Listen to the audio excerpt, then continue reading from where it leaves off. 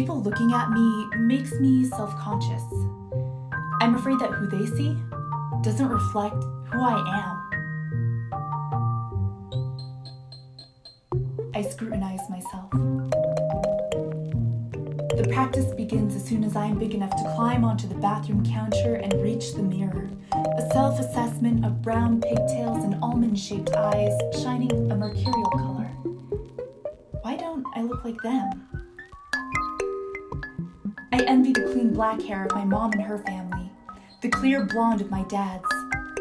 Mine is a muddy middle.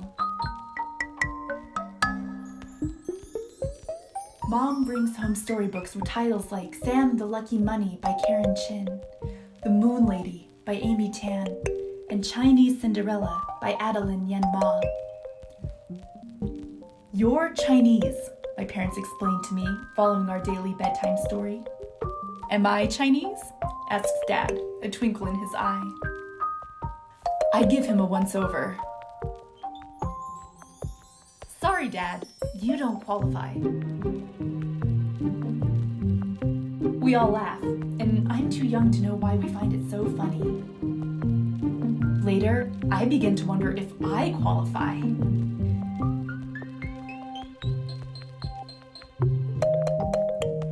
Mom gives me a sketchbook where I roughly illustrate a cinnamon brown dog scratching its ears with a hind leg. Using the thick chisel tip of Mr. Sketch's green apple marker, I assert a question over its head. Am I a cat?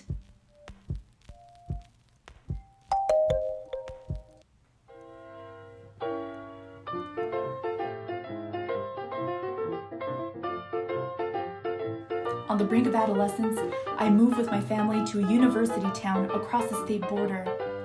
By way of welcome, a neighbor encourages us to join a country club where your kind of people hang out. We've never belonged to a country club. My new community describes themselves as open-minded and tolerant. I try not to get hung up on semantics as I look to fit in.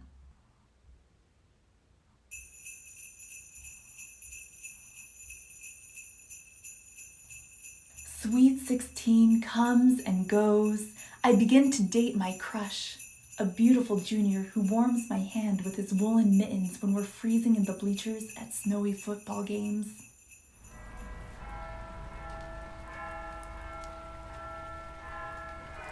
I join his family at Christmas Mass. He celebrates Lunar New Year with mine. For Valentine's Day, he gives me a big stuffed animal. It's a brown dog that looks like the one I drew as a kid. Instead of a question scrawled over it in childish handwriting, is an embroidered message of love on a purple pillow between its paws. That's what it says. LOVE, a condition into which I deeply fall. We grow up together, seeing each other through illness and graduation, even as he moves to the Midwest for college. There's no one with whom I'm closer. But eventually, I want more. When it's time for me to graduate from high school, I want to find a whole community where I better belong. So I choose California, which I hear is much more of a melting pot. When my high school teacher hears of my decision, he says, "All the fruits and nuts roll to California." I'm one of them, I say. And I know I'm ready to go.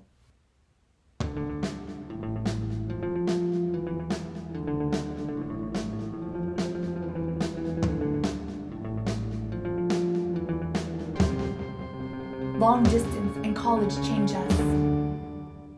We do our best to support each other from afar, 2,000 miles between us. I'm connecting with new friends, many of whom happen to share things with me I haven't always been able to share in my hometown community. Sometimes they're related to matters of being Asian American. In a lot of ways, it's what's unsaid in our conversations that draws me to these friendships. I don't have to answer questions like, "Why do you remove your shoes? What's that you're eating? Are you adopted? Your parents are different races? Is that even possible?" I want to share this intimate feeling with my partner. I strive to have him grasp the magnitude of how it feels to stumble on this newfound sense of belonging.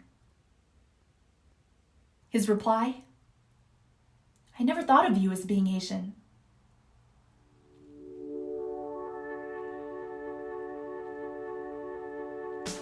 My heart breaks.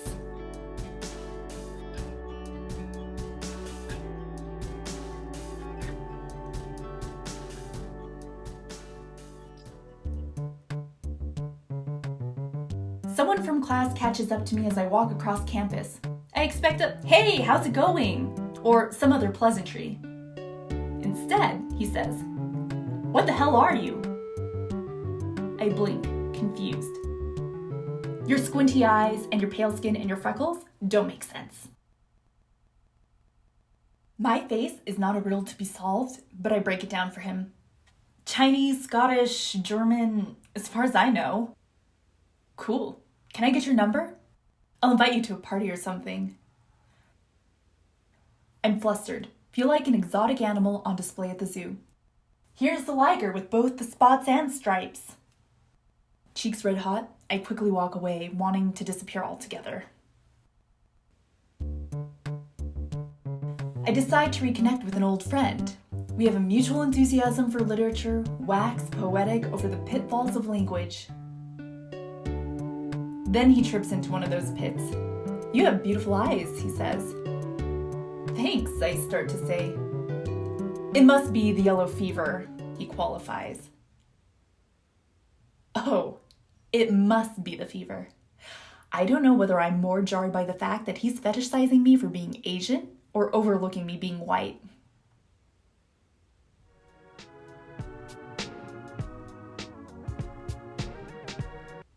I decide to give nightlife a go. My girlfriends and I hit the town, or rather, Frat Row, a place none of us are familiar with. I hear this one's fun, someone suggests. From the door, I see flashes of red plastic cuffs, skin-tight dresses, and baggy button-down shirts. People are here to see and be seen. So are we. Someone stands in our way. College kid by day, bouncer by night.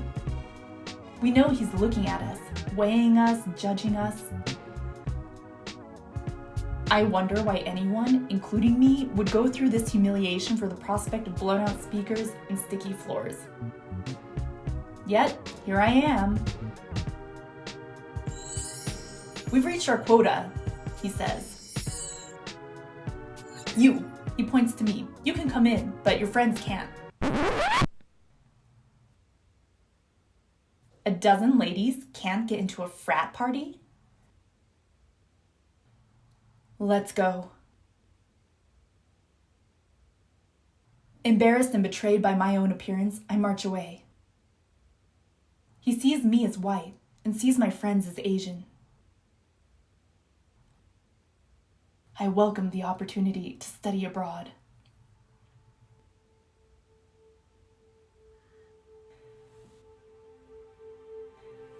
When I cross the Pacific Ocean, I hope to find my roots in Asia.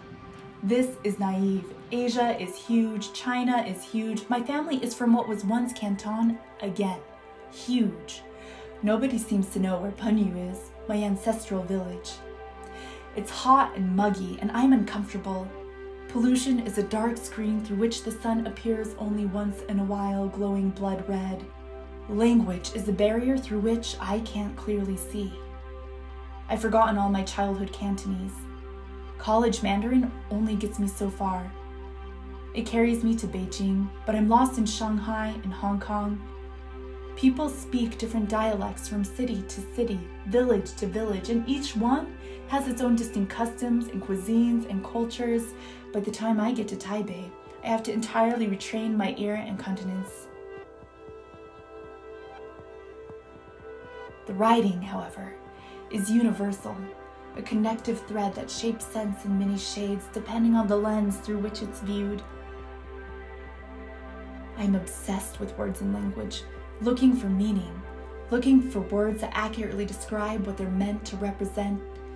When I close my eyes at night, the last things I see before I sleep are inky black strokes tracing characters, assembling into words and ideas. One captures me. 浑水, mixed blood. One of my dictionaries defines the first character as to mix, blend, mingle, to bumble along. I do all these things. In these words, I have meaning. Speaking them, people see me as I see myself. I want someone at home to understand. I'm back in California. I didn't find my roots in a place, so I traced them back to my family. Now, I'm at my own branching off point. My roots, wherever they're from, must grow where they are. I must choose how to cultivate and where to plant.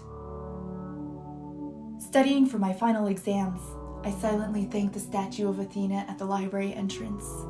I thank her for what I learned inside the library's walls, about the lives of nuns who wrote manuscripts in the Middle Ages, the rhetoric of science, the making of meaning in Chinese poetics. I also thank her for all I learned outside, about the breadth of humanity, the feeling of hope that can accompany change. What's next? What will I do after I graduate? My friends talk about scattering across the country and world. I choose California once again. There's much work I want to do and much I want to be a part of, here. I've learned new language and ways of being and listening. These skills feel like magic. Knowing how to adapt and slide between cultures from growing up with more than one at home, a superpower. I want to put all this to good use. Soon, I graduate from my college newsroom to professional ones. As a journalist, I get to exercise these skills every day. I have a personal mission too. I think back to the authors of the storybooks my parents shared with me as a child. Like them, I dream about sharing stories in which people see themselves. I dream about helping others to do the same and 100 other dreams. At the same time, I dream about eventually sharing these dreams with someone else.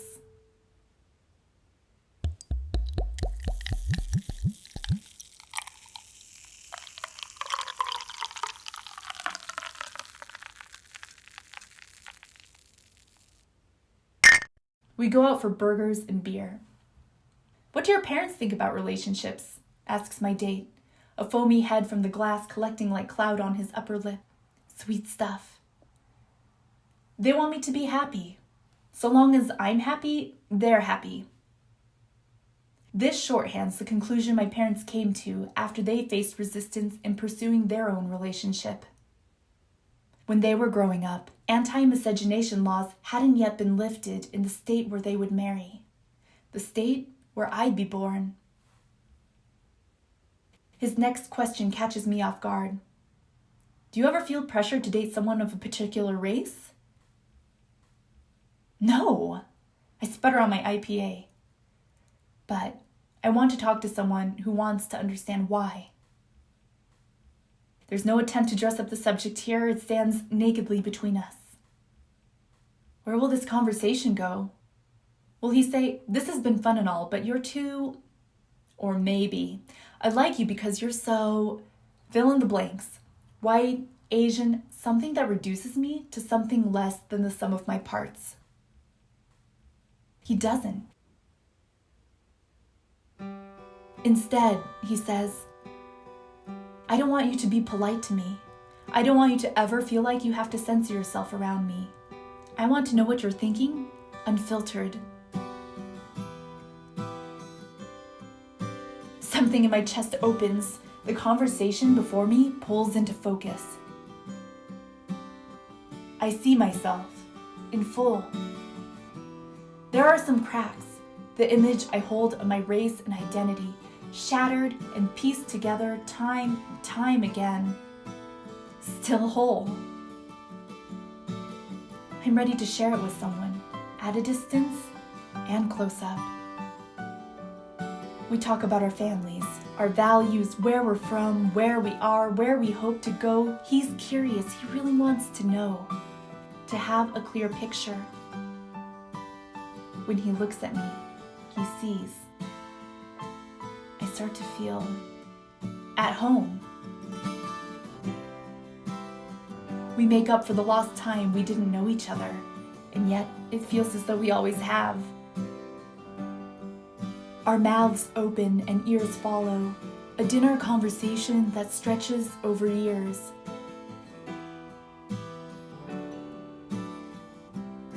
We share the complexities that define us. Asian and American, Asian American, Asian and white. I am neither and both. And much more besides.